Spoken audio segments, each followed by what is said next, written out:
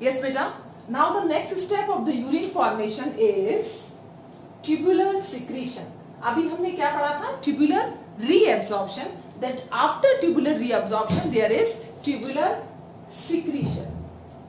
हम किसकी बात कर रहे हैं? सिक्रीशन की बात कर रहे हैं, जो कि खुद पेरिट्यूबुलर नेटवर्क जो है सिक्रीट करेगा किसके अंदर? फिल्ट्रेट का. So this is very important phenomena for making the pH of our blood. ठीक है ना. तो अपने पीएच, जो ब्लड का जो पीएच है उसको मेंटेन का काम जो है कौन करता है? हमारा ट्यूबुलर सिक्रीशन का पाथवे यूरिन फॉर्मेशन में. तो ब्लड का जो पीएच जो न्यूट्रल रह रहा है वो कौन मेंटेन करेगा? आपका ट्यूबुलर सिक्रीशन. तो ट्यूबुलर सिक्रीशन में जो हार्मफुल सब्सटेंस रीअब्सॉर्ब हो गए हैं, अब वो वापस यही ट्यूब्यूल्स वापस सिक्रीट कर देंगे किसके अंदर? फिल्ट्रेट में, ताकि पीएच मेंटेन रह सके किसका? ब्लड का, और वो क्या रह पाए? होम्योस्टैटिक स्टेज के अंदर. सो ये बहुत ही इंपॉर्टेंट स्टेप है, that is secretion of tubules. Secretion of tubules in filtrate to maintain the ionic balance of blood. To maintain, आप इसको आयनिक बैलेंस भी कह सकते हो, आप इसको पीएच भी कह सकते हो. To maintain ionic balance of blood. अब देखो, ट्यूबुलर सिक्रीशन उन एनिमल्स के लिए बहुत ही इंपॉर्टेंट पाथवे है जिनके अंदर क्या हो रहा है? सिर्फ ग्लोमेरुलस प्रेजेंट ही नहीं है. ऐसे बहुत सारे एनिमल्स हैं जिनके अंदर ग्लोमेरुलस नहीं होता प्रेजेंट. उन एनिमल्स के लिए ये और भी ज्यादा इंपॉर्टेंट पाथवे, क्योंकि सारा काम ही किससे चलेगा? सिक्रीशन से. सो animals in which glomerulus is absent, मतलब समझे आप? ग्लोमेरुलस एब्सेंट है, फिल्ट्रेशन नहीं हो रहा है, तो जो भी एक्सक्रीटरी वेस्ट जो आएगा वो किसकी वजह से आ रहा है? That is through the secretion. Is absent. It is important pathway of urine formation. कौन कौन से एनिमल्स हो सकते हैं? फॉर एग्जाम्पल जैसे कि आपका ये फिशेस. कौन सी fishes? Marine fishes. For example marine fishes. Okay. And the second one is that is, हम एम्फीबियंस लेंगे, जो डेजर्ट एम्फीबियंस जो होते हैं, जो पानी के अंदर नहीं रहते हैं, डेजर्ट एम्फीबियंस. तो इस तरह के एनिमल्स के अंदर क्या होता है? किडनी के अंदर नेफ्रॉन तो बन रहा है, इस तरह से बोमन कैप्सूल बन रहा है, पीसीटी भी है, ठीक है ना, और लूप ऑफ हेनली भी है, और डीसीटी भी है, ठीक है ना, और कलेक्टिंग डक्ट भी है. लेकिन क्या नहीं है? ग्लोमेरुलस नहीं है. उन एनिमल्स के लिए सिक्रीशन क्या है? सबसे important pathway.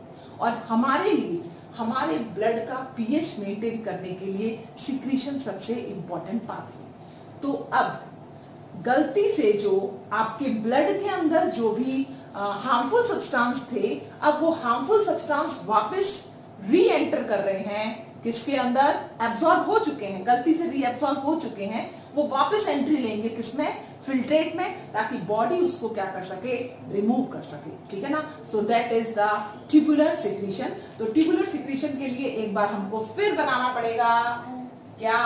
That is nephron. तो नेफ्रॉन तो भाई इतनी बार बनाना पड़ा है, पूछो मत. ये आ गया पीसीटी, और ये आ गया आपका लूप ऑफ हेनली, और ये आ गया वापस डीसीटी, और ये आ गया कलेक्टिंग डक्ट. ठीक है. अब आप देखिए, हम बात कर रहे हैं किसकी बात कर रहे हैं बेटा? सिक्रीशन की. ठीक है ना. और ये जो है एफरेंट, और एफरेंट के बाद इफरेंट, ये ग्लोमेरुलस. ठीक है. अब यहां पर ये जो है पेरिट्यूबुलर नेटवर्क, वो सिक्रीट करेगा सब्सटेंस. यहां पर पेरिट्यूबुलर नेटवर्क ये सिक्रीट करेगा सब्सटेंस. तो हम पेरिट्यूबुलर नेटवर्क को पूरा ना बनाकर उसको छोटे छोटे टुकड़ों में बना देते हैं ताकि डायग्राम थोड़ा सा क्लियर रहे और हमारी अंडरस्टैंडिंग बेटर हो। हाँ जी, तो सबसे पहली बात, सिक्रीशन क्या होगा। यहां से क्या आएगा, पोटाशियम भाई साहब। यहां से कौन आएगा, दैट इज हाइड्रोजन। यहां से कौन आएगा, अमोनिया। तो तीन चीजें स्पेशली क्या होती हैं, सिक्रीट होती है। जो जो पीसीटी के अंदर सिक्रीट होंगी वही डीसीटी के अंदर भी सिक्रीट होगी। That is very very important. That is potassium कहां आया, इस पेरिट्यूबुलर नेटवर्क के पास में, ठीक है ना। हाइड्रोजन आयंस कहां आया, वापस किसके अंदर आ गया, पेरिट्यूबुलर नेटवर्क के अंदर, ठीक है ना। और तीसरा कौन सा है आपका, अमोनिया। ये सब किसमें से आ रहे हैं, इसके अंदर। किसमें आ रहे हैं, आपकी फिल्ट्रेट में। तो आपकी देखिए ये क्या है, ब्लड। यहां पर क्या हुआ, इफरेंट आर्ट्रियोल। इफरेंट आर्ट्रियोल जो है उसी आगे जाके क्या कर रही है, ब्रेक कर रही है। ये छोटे छोटे सेगमेंट्स क्या है, दैट इज आर्ट्रियोल। ये आर्ट्रियोल के सेगमेंट है बेटा, ध्यान रखना, ठीक है ना। ये जो किसमें कट गए हैं, कैपिलरीज में। और यही कैपिलरीज के जो टुकड़े हैं वो हमने यहाँ पर लगाए हैं। तो ये सारा सब्सटेंस इस कैपिलरी से वापस कहाँ हो गया है, फिल्ट्रेट के अंदर।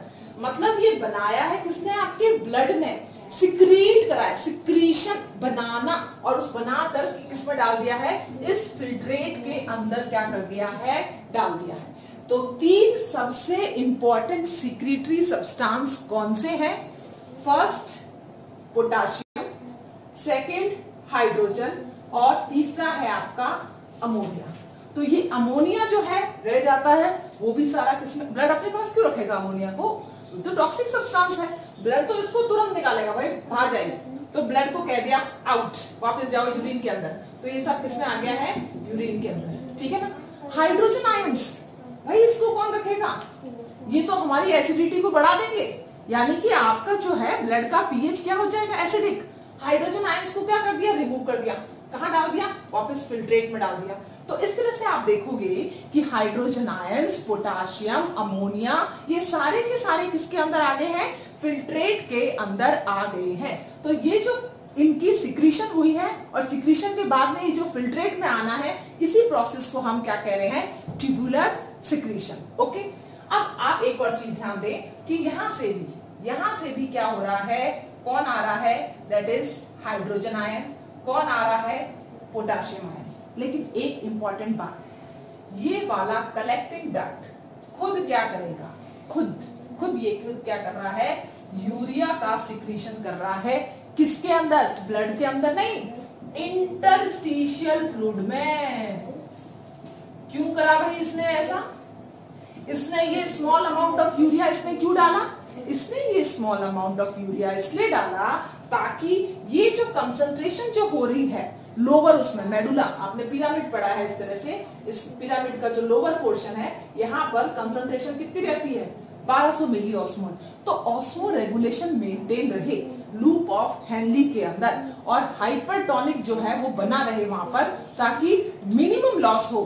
यहाँ पर आपको मालूम होगा 35 ml तक आया था और वापस कितना गया, 25 ml तक, ठीक है। मिनिमम लॉस ऑफ वाटर हो कहां पर, लूप ऑफ हेनली के अंदर, और होता भी यही है क्योंकि ये जो है पिरामिड के अंदर इतना ट्यूबुलर नेटवर्क जो है अंदर की साइड में आ जाता है, लूप ऑफ हेनली। तो यहाँ पर क्या है, ऑस्मोलिटी कितनी है, 1200। तो 1200 मेंटेन किसकी वजह से हो रही है, क्योंकि इसके साथ साथ में कलेक्टिंग डक्ट भी प्रेजेंट होता है, आपको मालूम होगा, ठीक है। तो यहाँ पर कलेक्टिंग डक्ट लास्ट में यूरिया डाल देगा, कहां पर, इंटरस्टिशियल फ्लूइड में, ताकि ऑस्मो रेगुलेशन क्या हो सके, मेंटेन हो सके। क्लियर। तो यहां पर भी सिक्रीशन होता है किसका, दैट इज हाइड्रोजन आयंस, और यहां पर भी सिक्रीशन होगा किसका, हाइड्रोजन आयंस का, ठीक है ना। तो हाइड्रोजन और पोटाशियम आयंस दोनों ही क्या हो रहे हैं, सिक्रीट होकर जा रहे हैं किसके अंदर, वापस फिल्ट्रेट के अंदर। लेकिन आपको जो इंपॉर्टेंट बात याद रखनी है कि जो चीज पीसीटी में है वही चीज किसके अंदर है, डीसीटी के अंदर। यहाँ पर भी हाइड्रोजन है, पोटाशियम है, अमोनिया है, यहाँ पर भी हाइड्रोजन है, पोटाशियम है, अमोनिया है, ठीक है ना। बाकी पूरे इसके अंदर पेरीट्यूबुलर नेटवर्क के अंदर वापस फिल्ट्रेट में किसको डाला जाता है, हाइड्रोजन को और पोटाशियम को। तो ये सारा सब्सटेंस क्या था, टॉक्सिक था, जो डाल दिया गया। अच्छा, वन मोर इंपॉर्टेंट थिंग कि ड्रग्स जो होती हैं, हम कोई भी ड्रग्स लेते हैं, ठीक है ना, ड्रग्स, पैरासीटामोल भी ड्रग है और कोकेन भी ड्रग है, ठीक है ना। तो कोकेन लो, चाहे आप कोई दूसरा हेलुसिनोजन लो, ठीक है ना, या एम्फेटामाइंस लो, वो जो भी आपने ड्रग ली है, या पैरासीटामोल आप ले रहे हो, एंटीबायोटिक्स आप ले रहे हो, वो ड्रग का कुछ अमाउंट किसके अंदर आएगा, कलेक्टिंग डक्ट के अंदर सिक्रीशन होगा। इसी के लिए क्या करा जाता है, डोपिंग टेस्ट, ठीक है ना। डोपिंग टेस्ट जो होता है स्पोर्ट्स पर्सन वगैरह होता किया जाता है कि पर्टिकुलर पर्सन ने ये जो एनर्जी जो इसके अंदर आ रही है किसी ड्रग की वजह से तो नहीं आ रही है, इसके लिए डोपिंग टेस्ट होता है। तो वो चेक होता है यूरिन के थ्रू, बिकॉज ड्रग जो है वो लास्ट टाइम पर सिक्रीट हो जाती है किसके अंदर, कलेक्टिंग डक्ट में। तो ये जो सिक्रीशन वाला प्रोसेस है ये बहुत इंपॉर्टेंट प्रोसेस है, जिससे आप एक्सक्रीटरी वेस्ट को भी रिमूव कर पा रहे हो। दूसरा आप क्या कर पा रहे हो इसके अंदर, दैट इज ड्रग जैसे कंपोनेंट जो भी आपने लिए हैं वो भी इसके अंदर आ रहे हैं। तो यूरिन चेकअप के बाद में आपको पता चल जाता है पर्टिकुलर पर्सन के अंदर क्या क्या जो है सिक्रीशन हुआ। आई होप सो कि आपका ये टॉपिक जो है ट्यूबुलर सिक्रीशन क्लियर हो गया होगा। तो यूरिन फॉर्मेशन कंप्लीट होता है, that is the ultra filtration, glomerulus filtration, second is the tubular reabsorption and third is the tubular secretion. Okay बेटा, थैंक यू।